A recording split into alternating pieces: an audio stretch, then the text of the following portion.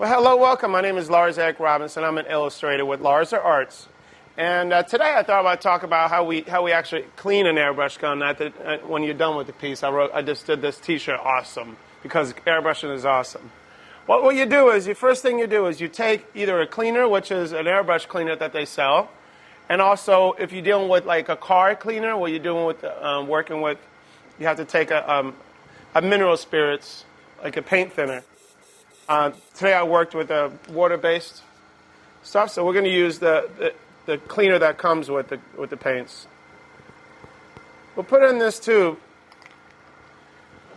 You take your the airbrush needle that you have, and you unscrew it, and you pull back on it.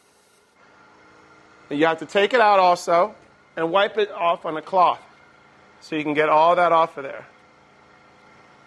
Once it's all clean, and you look at it, make sure the tip is still looking good. You go back in, you put it back in the airbrush gun again. And finish emptying out everything out of your tube. Whoa, don't want to drop that.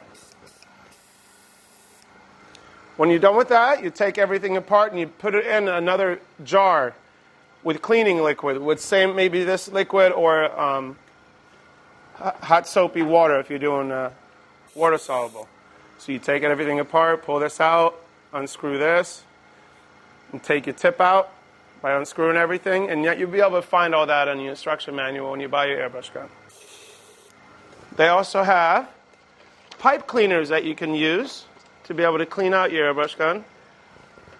So when you're done, you can put the pipe cleaner in there and rub it out where all the paint is stuck in here. So that gives you more of an idea of how you have to clean out your airbrush gun. And if you want to have any other questions, just always refer to your manual on it. But I always encourage everybody to have a good time and don't worry about the cleaning process, because look what kind of results you can get out of airbrushing. Hope you enjoy it. My name is Lars Robinson with Lars Arts.